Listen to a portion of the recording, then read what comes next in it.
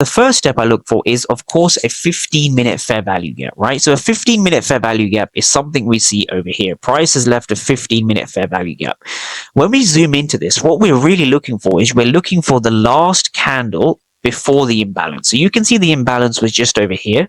We, on the 50-minute time frame, are using the last candle before the push lower. This is important to understand. This is kind of step one of the strategy.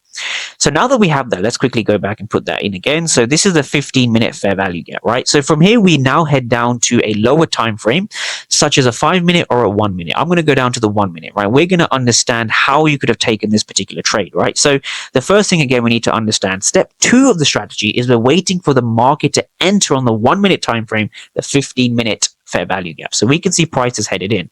And this is where I'm now going to switch the power of 3 to the 4-hour power of 3, right? So the 4-hour power of 3, again, this is now the 2 p.m. Eastern open. So the 2 p.m. Eastern open is 7 p.m. UK time. So you're looking for the open to be round about this area. So this is the open. So you can see we're well above the opening, which is good. And we're at a 15-minute fair value gap. This is most of the work, right? This is most of the work, right? So you're looking for a location to trade. We're above the 4-hour candle opening. In this case, it's a 2 p.m. Eastern, and we're inside of a 15-minute fair value gap. This is what gives us our indication to look for sells, right? But before we go and look for sells, we need to understand what's going on in this region, right? So we are looking very, very specifically at how price enters the zone, and we're looking at this wick over here, and then we're also looking at how price behaves out of the wick. So we're looking for these particular areas, right? So again, if we just can quickly bring this up, right? Let's bring up the footprint charts, because the footprint charts give you an indication as to what's going on.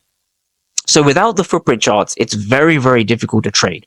We can see price has aggressively entered this area, right? What do you see with the delta, right? So if you've not watched some of my previous videos, I highly recommend checking them out, because those videos essentially give you what's going on between the buyers and sellers and how you read footprint charts.